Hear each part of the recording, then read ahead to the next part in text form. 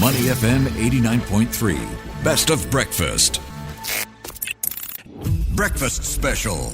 Welcome to your Breakfast Special with me, Audrey Siek. Now, we've been bringing you wall-to-wall coverage of Singapore's general election, and as the results settle in, we thought to take a step back and look at how the past 2 weeks of campaigning played out, not just politically, but in the media space. We saw some viral moments, memes, and trends that shaped election coverage of the Straits Times with a focus on a younger, digitally savvy crowd. So to give us an inside look, joining us today is Danson Cheong, Assistant News Editor at the Straits Times. Good morning, Danson. Thanks so much for joining us and hope you're holding up okay after a very intense 2-week stretch. Yeah, I'm very happy to be here. Thanks, Audrey. Thanks so much. Okay, so we have lots to chat about today. We know the Straits Times team has been churning out nonstop GE2025 content, and you're part of what's called the Young and Political Initiative. This is to appeal and explain the GE to a young audience. What was the thinking behind this branding, and how did it shape your editorial tone or approach this year? Well, the Young and Political, that was just sort of kind of like an informal name or title that the name used. But essentially, I think we just wanted what I call informal but informative. Because, I kind of think like lots of people do funny content on TikTok, but to sort of be funny and allow people to walk away learning something or becoming more informed about politics, I kind of saw that as our value add and the team's goals. So our basic premise was we wanted to kind of explain issues that mattered to young people in sort of a smart and fun and maybe a little bit of cheeky way. Which is not always easy for SC to do, right? Yeah. Yeah, so that kind of was our basic sort of premise, so to speak. But, in terms of our approach, I think the work for this really kind of started last year. We did a survey of sort of young people and also a focus group. And during the election, we also had like a panel of young people that we could talk to about. Essentially, the idea was to just try and get a handle of how they consume news, what sort of issues they were concerned about, preferences, things like that. And we found out some interesting things. We found that really concerned about cost of living, jobs, the economy, and how they sort of encountered the news. And so building upon that sort of understanding of the audience, we had put in, what I call sort of the more sort of traditional reporting. So, our two reporters who front videos, will go and interview experts and people, and then we would find out what sort of points to highlight and raise in some of these videos, and then we had the rest of the team who would come in and help produce some of these things. So it's like many sort of layered approach. Okay, so you talked about informal and informative. We know that GE is generally quite a serious topic most of the time, but some of the video explainers that garnered a lot of attention and positive feedback were funny, even cheeky, to your point. So was it tricky balancing that, smart, playful tone with the seriousness of the issues? How did you walk that line? You're right. It's like a real balancing act, because at the end of the day, we can't be too outlandish because we are still the national broadsheet, right? But I think we still wanted to kind of be playful enough, because I think you need to do that to be able to connect with people online. Maybe I can just cite an example of one of the things we did. So one thing we did was we summarized the manifestos of all the major parties into carousel posts. So these slides essentially of one point from the manifesto, and then it had a meme on the bottom, And I remember showing this to a more senior editor before it was supposed to be published, and she asked, what does the meme mean? And so I had to explain, okay, this is what it means, this is why the man looks like that. It was not something I was expecting to do that day, but the post did very well, and I think it shows how maybe sometimes we as journalists are not very familiar with how we can use humor as a tool to kind of cut through the noise online, and leave an impression. Yeah. All right. So we saw a lot of viral content take flight, like memes and social media posts. And we want to play a little snippet of one of these videos, which has really become a huge thing in the digital space. Here it is. There are still good people in my team. Like Gan Kim Yeong. He's the Taskforce Man. Wear it with a badge of honor. You are Singapore's Taskforce Man. Gan Kim Yeong. I am here. I am here, Taskforce Man, a breakfast show favorite, I have to say, Danson, this year.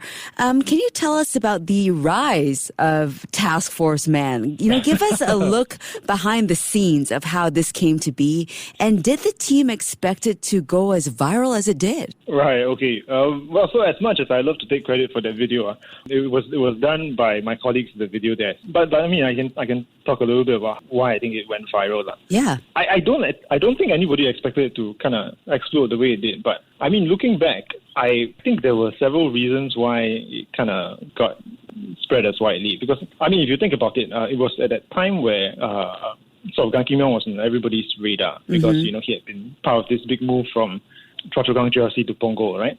And I mean, that was kind of unexpected. And then after he moved to Punggol, there was, I don't even remember, but there was like a video going around on social media of him being in Punggol and kind of being ignored by, of Punggol course. residents, right? Yes. And then it was kind of sad, right? You watched it and you was like, you kind of felt a bit sad for the man, lah. Yeah. And so, and at the same time, you had like PM Lawrence Wong, he was sort of talking him up at all these rallies, calling him Taskforce Man and all that. So I think the video, when it came out and we put that edit together, it was funny because it kind of tapped into all these sort of emotions that people were feeling about Gan Kim Yeong. Yeah, and then you watch it and you think like, it's so funny, but it's very complicated, right? You don't know whether, are people laughing at Gan Kim Yeong or laughing with Gan Kim Yeong, and you're not very sure about it yourself. Right. And I think that was part of the beauty of it, and I think that's why it got spread as widely as it did. Yeah, I think you're right that there's an emotional connection that we have to these videos.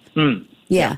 All right. So did you notice any differences in how younger audiences responded to, hard news style versus more explainer style content? Is there a sweet spot between, informative and entertainment and also informal, like you talked about earlier? Right. So, hard news versus explainer of videos. Well, I think they publish on spot every day. And I think one thing I kind of like to do is look at what young people like to do on their phones. And you kind of notice that on the trains and buses and all that, very often people are watching stuff like Netflix, TikTok, Instagram, or they are chatting on Telegram or WhatsApp with their friends. And, through our conversations with young people, we realized that this was essentially how people encountered the news. It was either some sort of social media post or something their friends shared, and after that, if they were really interested, they might go on and read a longer article or something like that.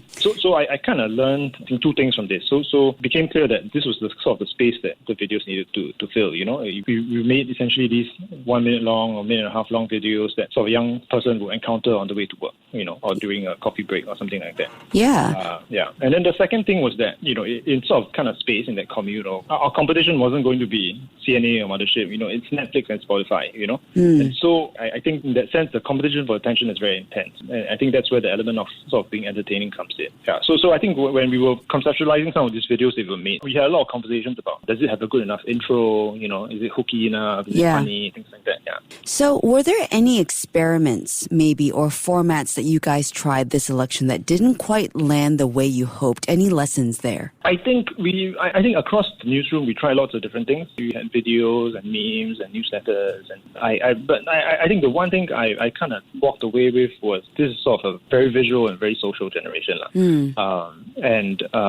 So I think short form video really connects, and I think people kind of found the stuff that we do quite honest and refreshing. And I say this not because I look at the numbers and I can see it gaining some traction online, but even when we had two journalists sort of fronting these videos, Wong Yang and Christy, right?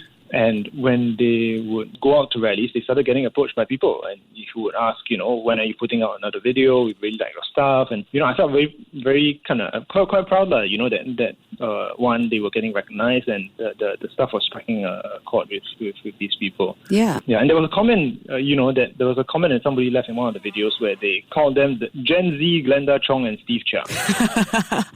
Wow, okay.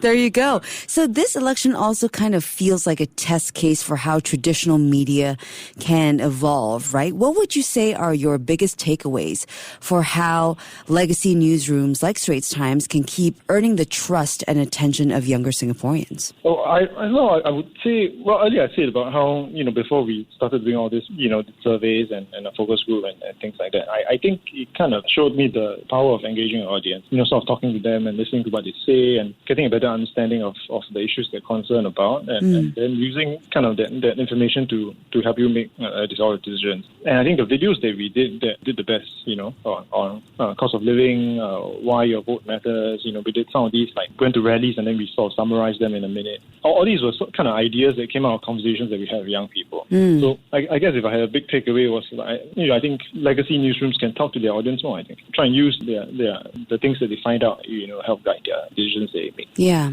All right. There was a behind-the-scenes look at the work, creativity, and effort that went into covering GE 2025.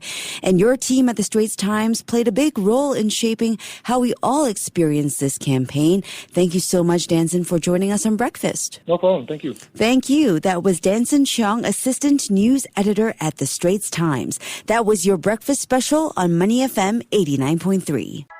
To listen to more great interviews, download our podcasts at audio.sg or download the audio app. That's AWEDIO, audio at the App Store and Google Play.